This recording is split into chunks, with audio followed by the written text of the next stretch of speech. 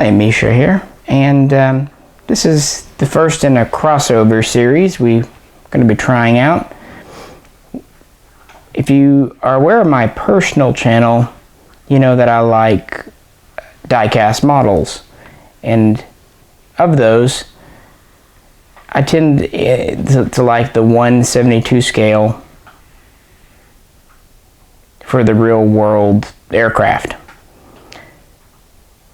So, since this is a gun channel, I thought it would be fun to do a series where we look at an aircraft, and this is a MiG-29 Fulcrum, and then look at a sidearm or other firearm that a pilot or crew member of that aircraft might be issued.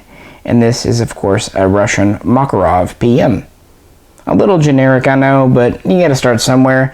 I guess we can call this video MiGs and Makarovs. But yeah, I don't know, so I thought it might be kind of fun, kind of show off some stuff here.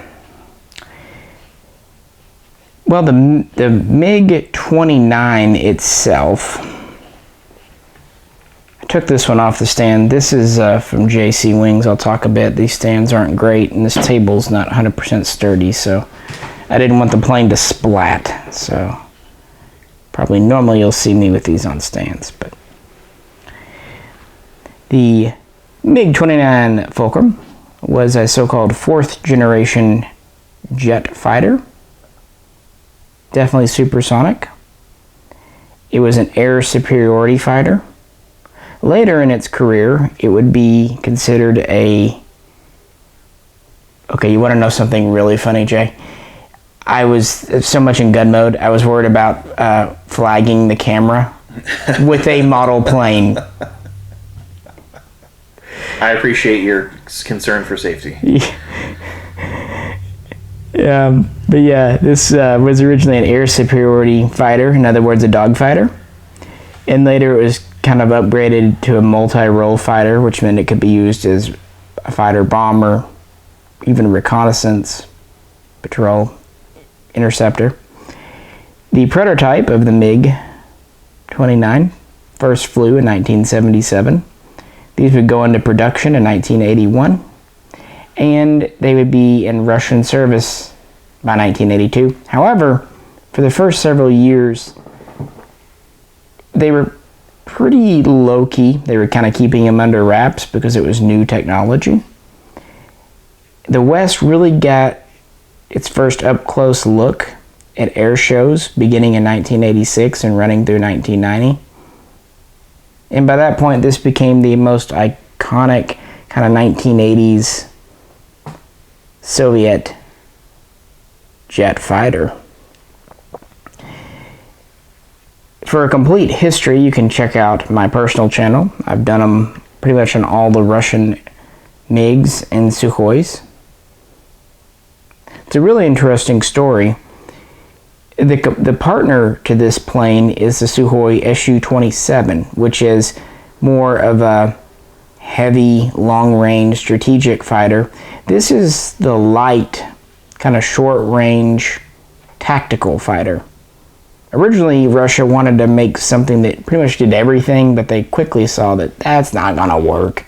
And one size fits all never does.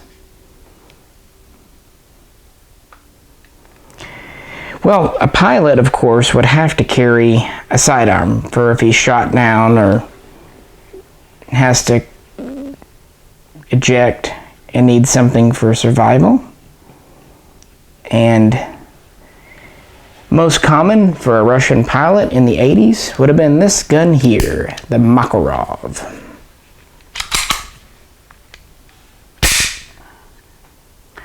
This is a double single action direct blowback gun firing 9x18 Makarov or 9x18 PM, which stands for basically pistol Makarov. It's a copy, but also a simplification of a Walther PPK, made of all steel. Has this standard single column 8-round mag. These were very reliable, extremely durable, and good self-defense guns. They also were made with a minimum number of parts. Work on the Makarov began in the late 40s. The idea was to replace the Tokarev TT-33.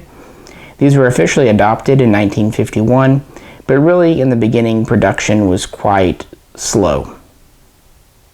These were made at Izhevsk, and they were given a pretty low production priority. Instead, at that same factory at the same time, the famous Kalashnikov was coming online, and of course it was given priority.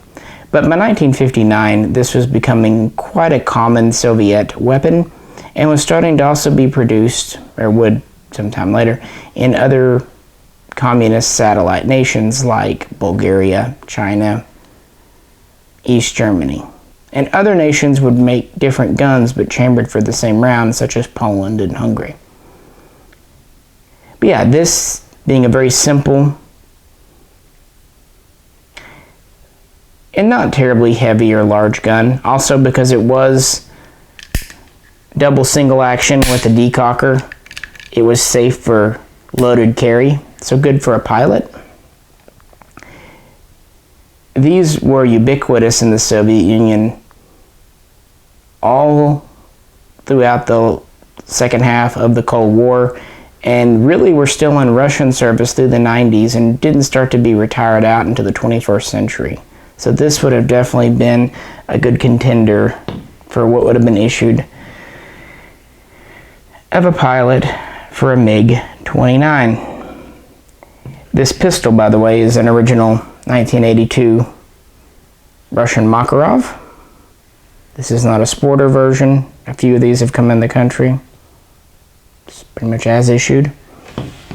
This is not a real MiG-29. Like I said, it's a 172 scale.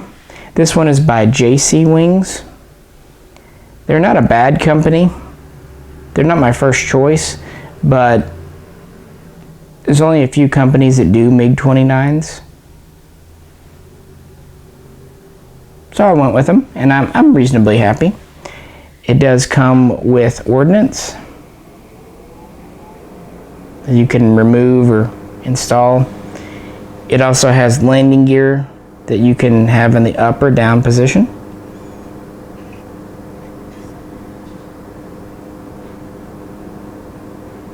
The cockpit, the canopy does open, and there is a pilot inside. Pretty neat.